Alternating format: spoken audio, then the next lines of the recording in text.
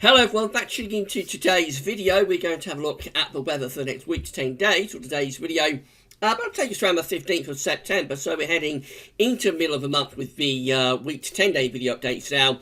We'll be able to extend out beyond that with the extended Beijing climate centre model today, and that's going to take us through the next 40 days, which does actually get us into the middle of October. Can you believe? So, we'll have a look at that towards the end of the video. So that's all I'm going to tell you. Not got anything else coming up today. It was a bit of a quiet day on Thursday. So, this is the latest situation, though, in the tropical Atlantic. So, it's all going on still. We've got 3 areas of interest. We've got a tropical storm and, of course, we've got a hurricane. So let's deal with them one by one. We'll start off with this yellow X up here. So that one is disturbance 1 with a 30% chance of cyclone formation in the next 48 hours, which is actually quite low. A small area of low pressure located a few hundred miles northeast of Bermuda is producing limited showers and thunderstorms well to the southeast of the centre. Significant development of this system is not anticipated while it moves northeastward across the central Atlantic, across the central North Atlantic due to unfavourable upper level winds. 30% chance in the next 2 and 5 days. Then we've also got this yellow X down here. That one just there. Let's see what I say about that. That one is disturbance 2. And there's only a 10% chance of cyclone formation with that one. So they say only slow development of this disturbance, if any, is expected during the next couple of days when it moves slowly northwest. So I don't think we have to worry too much about that one at this stage. And then we've also got this yellow X just here over towards the coast of Africa. So that one is disturbance 3, and it's a broad area of low pressure associated with a tropical wave located about halfway between the coast of Africa and the Cabo Verde Islands, is producing disorganised showers and thunderstorms. Gradual development of this system is possible, and a tropical depression could form while it moves westward across the tropical Atlantic Ocean through the next few days. That's one to keep an eye on. They've got Tropical Storm Gabrielle just there. So at the moment, Tropical Storm Gabrielle is giving 45 knot winds, 50-mile-an-hour winds, with a central pressure of 1,002 millibars, and it's moving northwest at around 8 miles per hour. If we click on Gabrielle, we'll be able to see what they're expecting this tropical storm to do. So the current position of Tropical Storm Gabrielle is just there. Going to move northwestwards, and still as a tropical storm on Sunday around that sort of area, and then it's getting to the early part of next week. Remember, Gabrielle could be in any part of this sort of cone area just here. The central forecast is for Gabrielle to do something like that. So still as a tropical storm, quite a long way north actually, as we get through to Tuesday. That's taking it up into the central northern part of the Atlantic Azores, just there, of course. That's quite a long way north to have a tropical storm, but still as a tropical storm there in the middle of the Atlantic on Tuesday. And then finally, of course, we've got Hurricane Dorian that we've been talking about all week. Hurricane Dorian is now just there, just to the west, just to the east, I should say, of the Carolinas. So at the moment, this is still a major hurricane. It's still a Category 3 hurricane, giving 115 mile-an-hour winds, with a central pressure of 959 millibars, and it's moving northeastwards at 8 miles an hour. Just clicking on Dorian. So if we go to static images, just there we can see the track of this storm. So anytime I'm going to go down to a Category 2 hurricane, and then pushing up or just off the east coast of America in that direction. So by Saturday, still as a hurricane just there, and then getting towards Newfoundland, that kind of area, as you get through into Sunday and going into a post-tropical hurricanes type situation.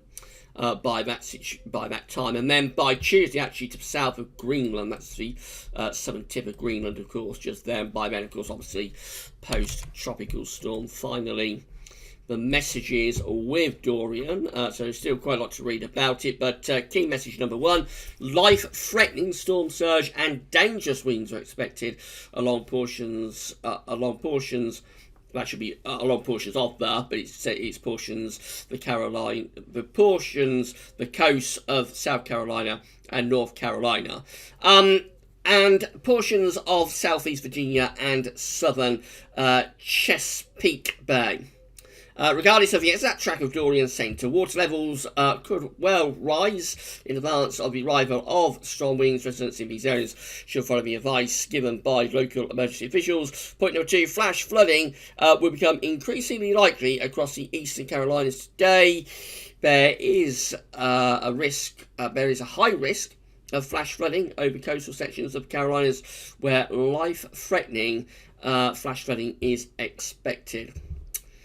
So currently giving 115 mile an hour winds. In the next few hours that could go down to around 110 and 105 down to 100, so gradually reducing in intensity. By the early part of next week, end of weekend, early part of next week, we are down into the post or extratropical situation with Dorian. So the worst with Dorian will very soon be over, but still very significant storm and still packing a very major punch there just off the coast of the Carolinas. And of course we'll keep an eye on all of those other developments over the next few days, see when we get our next tropical storm and possibly hurricane. Right then, so these are the 500 millibar height anomaly flowcharts of Penn State University for the next week to 10 days. We've got the ECM here on the top, and the GFS, which we'll have a look in a moment, is on the bottom. 500 millibars, 80,000 feet, is an area in the atmosphere. High pressure and low pressure are being moved around by the jet stream. Red extrapolates high pressure, blue to low pressure. These are the mean flowcharts for the 7 to 10 day time frame, so it takes us to the middle of September, and we see that ECM has this area of above average heights over into the south of the country, and then below average heights up to the north up there, and that brings in this westerly type flow. So it's pretty zonal, but it's not overly unsettled, particularly the south. Actually probably mostly dry and quite warm, you would have thought. With that up to the north, it could well be a little bit more unsettled. The GFS is virtually identical, really. Again, below average heights to our north, above average heights over and to the south of the country, bringing in that westerly flow. It implies a warmer and drier spell of weather coming up for the middle of September, which we have been talking about all week, of course. These are the GFS upper air temperature and precipitation ensembles today, looking at London. So red line here is the 30-year upper air temperature average for London. We're pretty cool at the moment. We're starting off cool and going to stay that way through to the early part of next week anyway.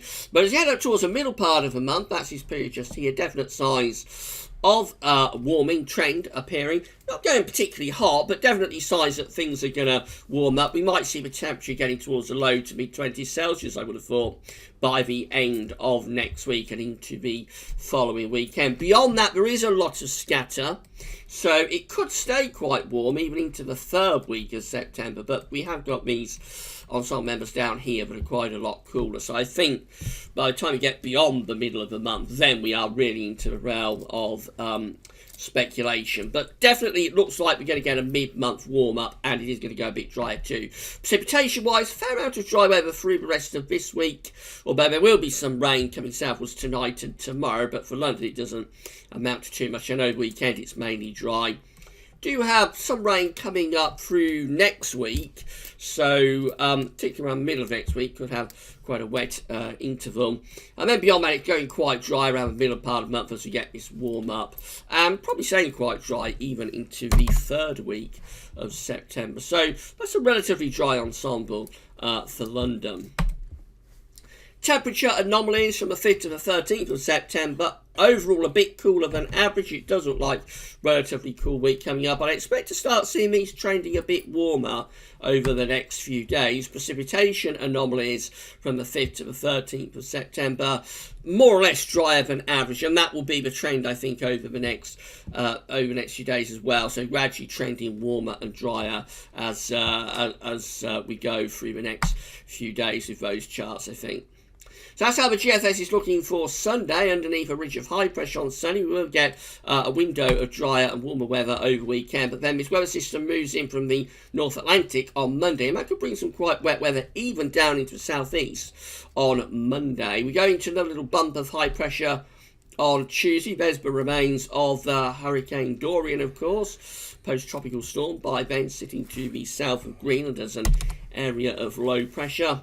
And the remains of Dorian run over towards the north of Scotland on Wednesday. That could give us another bout of rain pushing across the country through the course of Wednesday. Probably most of that will be in the north, but might be a few heavy bursts getting down to south. Then after that, high pressure starts to make its move. So as we go through next week, this second half of next week, I should say, this high pressure strengthening to our south, reaching 1,030 millibars, becoming high and dry there for some parts of the country anyway by the end of next week. And as we go into the weekend of the 14th and the 15th of September, high pressure is really taking over. Now, it's not a particularly warm air mass that we have with this high pressure. In fact, initially it could be quite cool, probably cool enough to give ground frost, but of course by day it would still feel pleasantly warm in the sunshine. That high pressure sticks around for quite some time on this GFS run, and eventually as we go into the second half of September, it does begin to inch its way to our east, and of course that starts to drag in much warmer air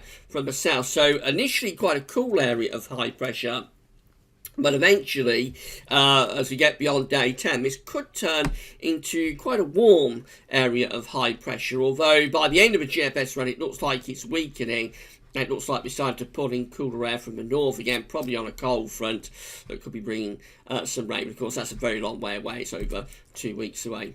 That's how the GM is looking. So again, we've got this ridge extending in over the weekend, giving us a window of drier weather, but then we're back to cloud and rain as we go through Monday into Tuesday. Could be quite a bit of rain on Monday, I have to say. It might be a fairly wet old day. And then, of course, Wednesday, we've got the remains of Hurricane Dorian running into the north of Scotland as an area of low pressure. So before we get any build of pressure, got to get all of that out of the way. So high pressure doesn't really start building properly until the second half of next week, but here it comes on Friday, a nice ridge building up across the country. And then let's go up towards day 10. So we've still got high pressure sitting to our south and southeast, low pressure out to the northwest. There's probably a cold front in there. So the northern areas, even by day 10, it looks like it's starting to turn a little bit more unsettled as that ridge is weakening. And then finally, we go through to the ECMWF again. There's that ridge extending in on Sunday. Will give us a window of dry weather over the weekend. Early next week, low pressure coming in from the Atlantic, bringing some quite wet weather. That's remains of Dorian to north of Scotland again, between Scotland and Iceland on Wednesday as an area of low pressure. That's giving potentially some quite strong winds and some rain, certainly to northern parts of the country. And then into the second half of next week, similar idea really to the other models. High pressure is building to the south, never entirely settling down though up to the north. That's how we look at day 10, which is Sunday the 15th of September. A little bit more unsettled actually with the ECM. There is a weather front but sort of trailing through the central part of the country like that. So for northern areas it never entirely settles down, but certainly for the south it turns a bit drier and warmer into the second half of next week. Excuse me. These are the options that we've got on the table within the ECM ensembles today at day 10. This is the 15th of September. We have 18 members of the ECM ensembles with above average heights over to the south of the country. Below average heights are up to the north. Jet streams push north. That's a settled and relatively warm and dry scenario for day 10. Number 16 with high pressure sitting over and just to our west. Again, very little difference in terms of what it would mean for weather. It's a mostly dry and fine scenario. 9 have high pressure to the south and low pressure closer to us and deeper to the north. More influence from a jet stream. That's a rather more unsettled scenario, particularly for northern parts of the country. And then 8, including the operational run, that's the run we're just looking at, but are probably the most unsettled actually. The ridge is further away from us to our southwest. Low pressure is kind of like to the north, but also to the west as well. There's a weather front that's strung out in that sort of position. So again, that's the most unsettled scenario at day 10. And for the south, even that's relatively settled, I have to say. It's not particularly well supported by the ECM ensemble. So overall, as a suite, it does look as though the ECM is favouring high pressure and drier, warmer conditions for the middle of September. Let's extend out beyond that to 2 weeks away. So this gets us to 360 hours, 20th of September. We have 19 members of the ECM ensembles with above average heights to our west, below average heights to our east. They're bringing in influence of a jet stream, so they're rather showery and quite cool. 17 with above average heights, sort of over top of the country really. They're the most settled scenario. Although these ones just here, also these 15 are quite settled because they have the above average heights over and going up to Scandinavia. They could be bringing in more of an easterly wind though. Of course, second half of September, easterly winds might have just a little bit of a chill to them. So these 17 just here are possibly the warmest scenario. These 15 are possibly the driest scenario actually, but they might not be overly warm if the wind is coming in from the east. So of course, the 19 just here are more sort of minority option, but they're the coolest and most unsettled scenario. Let's just have a look at the Beijing Climate Centre for the next 40 days before we go. So these are 500 millibar heights, and they're broken down into 10-day periods. The first 10-day period takes us from the 6th to the 15th of September, coming into 10 days. Quite unsettled with below average heights to the north and the east, above average heights to the west, bringing in the jet stream rather like that. So a little bit cool and a little bit showery up to the middle part of September. And then no particular build of high pressure actually for the next 10-day period. So this is the 16th to the 25th of September. So still with below average heights over to the northern country, above average heights pulled out into the middle of the Atlantic. The jet stream is aligned northwest to southeast. So obviously that's going to be quite cool and still fairly unsettled in that 10-day period. So no particularly evident high pressure in the first sort of 20 days. Bear in mind those are anomaly charts though, so it could be that at the end of this first anomaly chart, I mean this is going from the 6th to the 15th of September, so if you think that with this it's a 10-day anomaly, let's say the 13th to the 15th has some high pressure building in terms a bit warmer and drier, and then we go through to this period, which is the 16th to 25th of September, and maybe that one from the 16th to like the 18th of September, maybe that one also has some high pressure. So you get kind of like a 4 or 5 day spell of high pressure, giving warm and dry conditions before then reverting back to unsettled weather. That might explain why there's no particularly evident sign of high pressure within the two 10-day anomalies, because they are 10-day anomalies, and within those 10-day anomalies you will get days that will deviate. So let's say you have 7 days with low pressure and then 3 days with high pressure. The overall anomaly would still be relatively unsettled. Something like that could be going on there, but there's no particularly evident sign of high pressure up to 25th of September with those charts. Then we go through to the next 10-day period, which is the 26th of September to the 5th of October, so going into next month. Below average heights then to our south, above average heights seem to be coming back to the north. So that's most unsettled in the south, driest in the north, and probably bringing in some sort of easterly type flow. And then the final 10-day period, days 31 to 40, is the 6th through to the 15th of October. And that just looks unsettled. Trough of below average heights is over top of the country. Jet streams probably being moved southwards as well. So that's rather cool and rather showery and unsettled as we go into middle of October. So it definitely looks like high pressure will be returning for a time around the middle part of the month. Not sure we're seeing a huge amount of evidence that this is going to become a protracted spell of high pressure, but of course it could. September is one of those months when you start to build in high pressure. It can go on quite some time. I think it was it 2009 where high pressure lasts pretty much throughout the whole month. Like there's just a few days right at the start where it was a bit a bit unsettled, but other than that, the high pressure was there really throughout the entire month, and actually got rather tedious in terms of the forecasting perspective. But September can be one of those months, but at the moment there's no particularly evidence on high pressure will last all that long, so we may well be seeing a spell of warmer, drier, high pressure dominated weather from the end of next week over that weekend, and then possibly into the following week before it then begins to turn a bit more unsettled. But we shall have to wait and see. It does look as though things will be turning warmer and drier for the middle of September though. Right, so that's it for videos for today. As I say, it's always a bit of a quieter day on Thursday. Tomorrow we shall be back with another Week 10 Day video update. And we shall also tomorrow be doing January Friday, of course. That's a month ahead look ahead. If we can, I'd like to do the verification of the summer forecast. I'm not sure if they've got those maps up at the UK Met yet. They should have done. I would have thought by the 5th of September we should have the data in the summer. So I'll have a look. And if it's possible, then we'll probably verify the summer forecast and get that one out of the way tomorrow as well. But that's all for now, and thanks for watching.